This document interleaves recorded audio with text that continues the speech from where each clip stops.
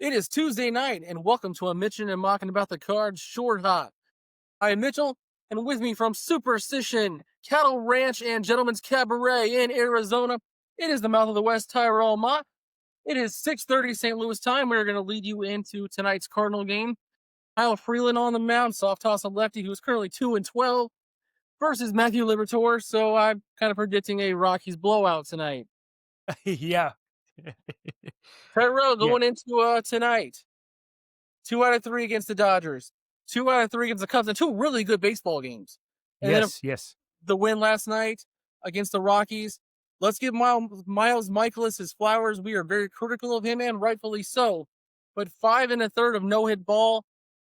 Did his best to pitch around the Gorman errors at third, and we'll talk about that later in the show. And Nolan Gorman's defensive struggles at third base. But they've won, two in a row here, 2 series in a row, and a chance tonight to get the third series. What's your kind of instant reaction here as we've played the last week of baseball?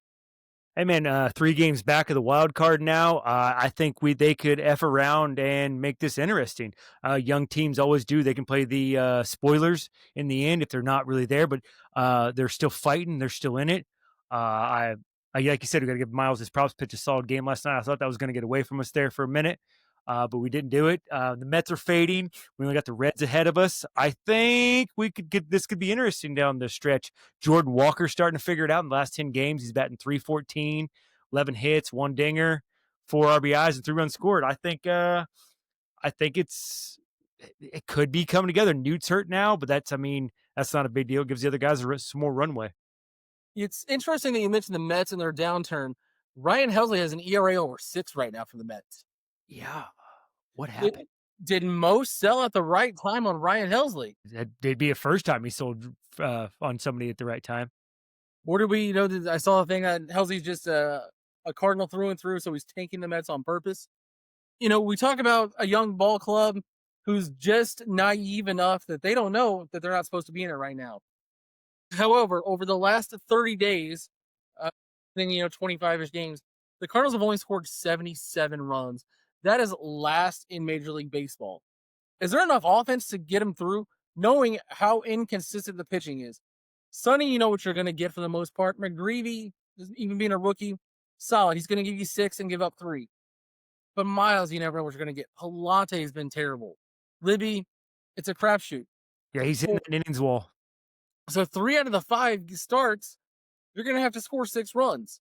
Do they have enough to make that run? I don't think they do, but they were starting to manufacture runs the last couple of nights with Victor Scott steals and stuff. So if they can play this little small ball game, it's not going to get you far in the playoffs. You got to hit bombs in the playoffs, and it becomes more about the defense and the pitching in the playoffs. But I think they could have a little bit of run where they put some pressure on some teams that they got to play better baseball than they were going to.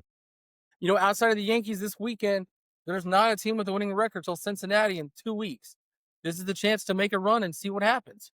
And I think Cincinnati's got the hardest schedule of anybody left in the league. So that's in their favor. Cardinals got one of the weaker schedules coming out. So there's a possibility they make this interesting. So you're saying there's a chance? There's always a chance with this team. Let's go to our next topic. MLB Pipeline released its latest top 30. JJ was number 1. What I found interesting, he was the 6th overall best prospect in baseball.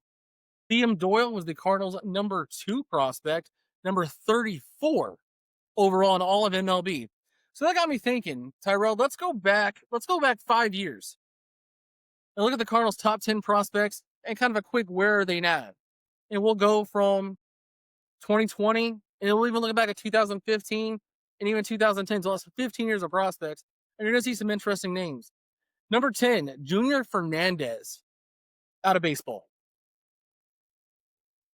Here's one of your favorite players, Genesis Cabrera. Man is a legend just because of that Harpo's TikTok video. Yeah, look up Genesis Cabrera on TikTok. Thank us later. Come back. He's actually still in MLB. He's in the Pirates organization.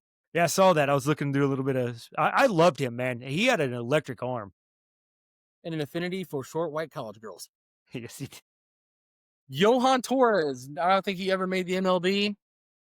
Elisa Montero, third baseman, first baseman, winning the Arenado deal. Kind of an in-between guy. Andrew Kisner, this guy got a ton of shit because he wasn't Yadier Molina. He was the guy who replaced the guy. Decent backstop for the most part. I believe he's the backup in Texas. Number 5, Zach Thompson, injury plagued career. Maybe there's still a chance to get something out of him. Maybe. That left shoulder strain scares me. Especially as a left-handed pitcher. Yeah, yeah. And here's where it gets interesting. Ivan Herrera, future All-Star, at number 4. The guy throwing tonight, Matthew Liberatore. Solid, probably going to be a solid 2-3 guy, but right now he's hitting that innings limit on his arm. I think a little bit more, but I think the Randy Rosarina deal is finally paying off for the Cardinals.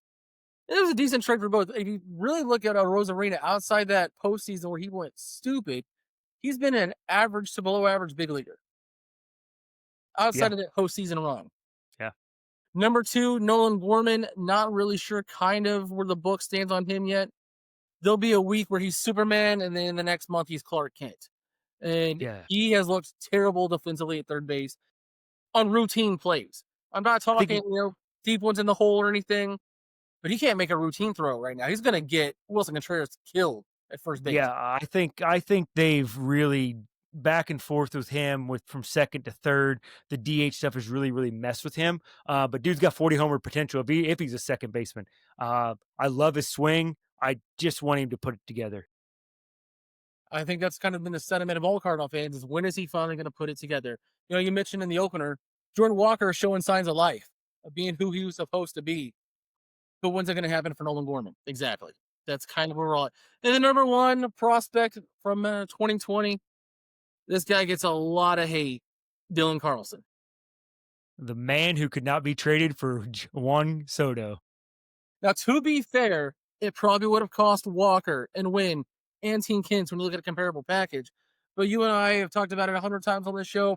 We're those GMs, you always take proven big league talent, especially Juan Soto, who at times can be the best hitter on the planet. 100%. And now Dylan Carlson is somewhere, I believe, in Tampa, maybe. I didn't look it up before the show. I think it's Baltimore. In Baltimore. Yeah. Kind of bouncing between AAA and the big leagues there. Which is where Tyler O'Neill's at right now, so his former teammate. They were supposed to lead this Cardinal group into the next century. When I looked at the 2015, we're going back, even though now we're 10 years, I only did the top 3. Number 3 at the time was Alex Reyes. Yeah, what could have been there? What could have been there? Marco Gonzalez, number 2, a left-hander who actually came over in the Tyler O'Neill trade. Because at the time, St. Louis had a surplus of pitching, which, in my opinion, there's no such thing as a surplus of pitching. And then the number 1 prospect in 2015, this one hurts, Stephen Piscotty. Yeah. I there were signs of life with Piscotty for a while. Just never really clicked, and the Cardinals did him a favor by sending him to Oakland because he'd be with his mom while she's passing. So, but yeah, it just what could have been with him too. When his mom passed, I think he lost interest in baseball. Probably, he kind of lost his purpose. I don't know where Stephen Piscotty is now, but I hope he has a good life. That was a rough one because he looked like he had some ability. The fun one though, let's look back 15 years. This one was the last year that Jeff Luhnow was the director of scouting before he took the GM job with the Houston Astros, and this is going to be good. Number 10, David Freese. Oh yeah, World Series MVP. Freeze game. Alan Craig, Mr. Clutch. Loved his inside-out swing. Eduardo Sanchez, underrated reliever for that 2011 team. Mm-hmm. Tyrell Jenkins. That's funny because that's his first name and my last name. But didn't do anything for the Cardinals, but was a piece in the Jason Hayward deal. Next one, Carlos Martinez, All-Star. Tsunami had a great nickname. Lance Lynn, All-Star. Jaime Garcia, not sure if he ever made the All-Star team or not, but a highly effective lefty for about 3 or 4 years. Joe Kelly, highly effective swing guy, one of the best personalities in baseball. Zach Cox was the number 2 prospect at the time. He went to Florida or Miami in the Edward Mojica deal. Mojica was a Cardinal closer for a little bit. And then, of course, number 1, Shelby Miller. Shelby should have been him. Yeah, I really like Shelby Miller coming out, and he had some good games for the Cardinals too. I really was I wanted, but he, went with the Hayward deal. I was really thinking, and I thought that we had screwed up when we traded him to the Braves because the Braves never trade for pitching. And when they do, they see something. So I got a little worried from that, but nothing ever really came after that. With some arm injuries, he's still around. I mean, he's still pitching in the big leagues as kind of a middle reliever guy. Isn't he out here in Arizona? I think he just got moved up the deadline, Okay. but he was in Arizona for a while. He should have been a guy. Him, Waka Martinez, what could have been. So, and it's just, we kind of talked about it off the air. It's interesting when you look at the end of the Jeff Luhnow era, you had 10 guys, all productive big leaguers, or brought you talent. And then you look at the 2020 list, there's not an all-star on there. At least No, not not yet. at all. Herrera, maybe, probably. Yeah. Yeah. But you go from a guy who brought you 8 all-stars, a World Series MVP, and traded for pieces to that. And that extended out to 13. Like those guys were around for the 2013 World Series too. So like it wasn't just that little bit. Like they were clutch throughout and out, and like everybody was hitting. If you probably throw a Skip Schumacher, Descalzo, all these guys were a part of that churning out of that Memphis Mafia. And now you have this what could be. And I think that's the problem. And we overvalue our prospects way too much. Because, the point of the farm is to, sustain long-term talent, and there just haven't been. Since Jeff Luhnow left this organization, they have not been able to sustain MLB ready talent for the long haul. And you go back to even the 2015 list with Piscotty. Reyes kept getting hurt. Marco Gonzalez has kind of bounced around a little bit, low level pitching type guy. The disconnect it's either in, and Randy Flores gets praise galore for his draft. But somewhere between the draft and the MLB, somewhere in the development, is where they're losing guys. That's probably where, if I'm Chaim Bloom, where I spent the last 2 years figuring out where we're losing our guys. Yeah, you have to. And I think if you watch there's that interview with Zach Gallen, he even says the Cardinals even have a bad philosophy about pitching in the minor leagues. They don't teach the right things and different things that other teams do. And that's what how he found it was going to a different organization. Look what Sandy turned into by leaving the organization. I think you're hit the nail on the head. The player development is where we have to look into. It was kind of funny when I was doing the research for this. Did you know, Tyrell, back in 1998, a long, long, long time ago, the Cardinals actually had the top 2 prospects in baseball? Do you remember? I didn't, and that's bad of me as a fan. Number 1 and number 2. One was an outfielder, one was a pitcher. Do you know who they were? 98, I know who the outfielder is. I cannot think of the pitcher, but that's JD Drew. JD Drew. We could do an entire show about JD Drew. The pitcher was actually Rick Ankiel. Whoa. Drew came up in 98. His first big league home run was the night McGuire hit 70. And then Ankiel came up in 99. JD Drew, outside of Barry Bonds, King Griffey Jr., was the most physically gifted baseball player I've ever seen in my life. At Old Bush, too, JD Drew hit a ball that was still rising at 500 feet when it hit the very top of Busch Stadium. They likened him to the next Mickey Mantle with his skill set. He was so gifted, it always looked easy for him. And everyone said JD just didn't give a shit. He didn't want to be great. He was happy being, and he had an all-star season or two, I think, with the Braves and the Dodgers. But JD Drew should have been a superstar instead of just a pretty good ball player. Granted, he brought the Cardinals Adam Wainwright. So, I mean, that's kind of his footnote in Cardinal legacy. But he should have a statue outside of Busch. Kind of moving on topics here from our prospects to the current team. Tyrell, I'm going to give you some names, and can you give me some quick hitters here? Keep or dump. This is the position player edition. The next short hop, we'll do the pitchers. Tell me if these guys are a part of the Cardinals' future next season. Start with the catchers here. Pages. Dump.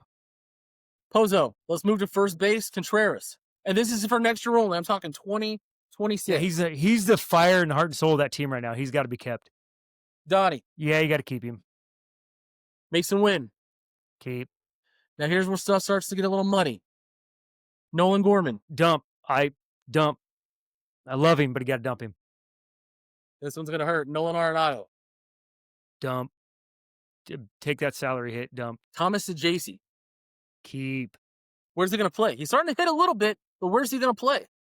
You're gonna keep Donnie as your super utility outfit, and he's gonna play second base.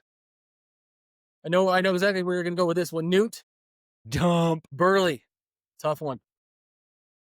He was my hard one. He was my guy. I wasn't sure on where to go. I'll keep Burley. He's led this staff in home runs for the last 2 years. Victor Scott the second.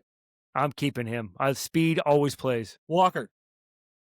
Keep. I still believe he's only 23. That's He's insane. still, yeah. I for some reason it took Aaron Judge years to figure it out, and I just see the same kind of skill set Walker could have. He wasn't a home run hitter until later on. And I think Walker could do it. He just got to give the right tutelage.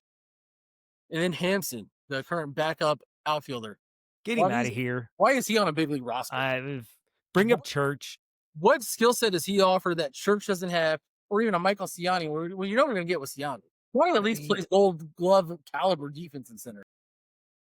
They wanted to give him a look. They want a cheap jersey to sell next year when they're doing their on the auctions.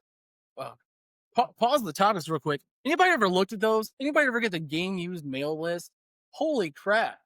I mean, that is some insane stuff. We're talking $600-700 for game used bats, and not of like Nolan Arenado. I'm talking of like some dude who had 3 at bats, like Luke and Baker, or game used jerseys. It's like $600-700. And who is the adult? You're more into the memorabilia than I am. Couldn't have spending $400 on another man's pants. I'm not, I'm not doing. Now, hold on.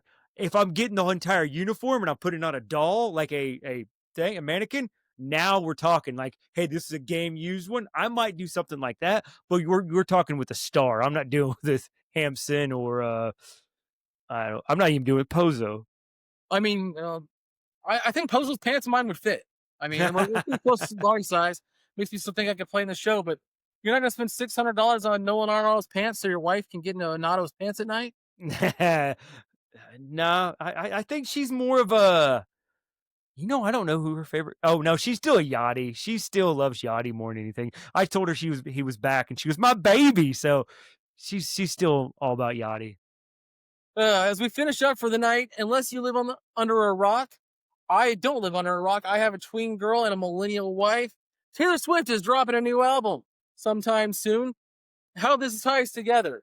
The St. Louis Cardinals are 7-0 on days Taylor Swift releases a new album.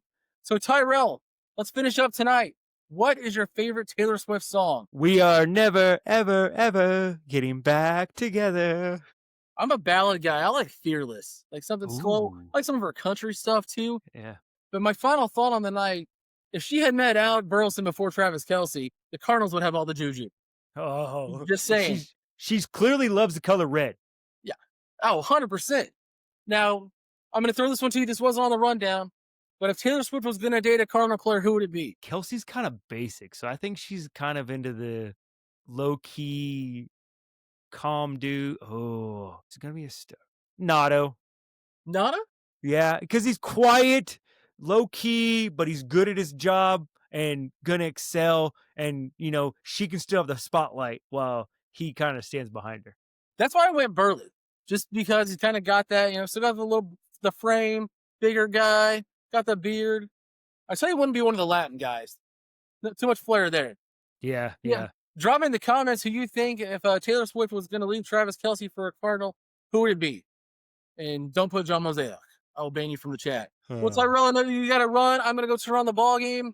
We'll be back on Thursday night with the full show. Follow us on TikTok. We are now on Spotify. Give us a like there.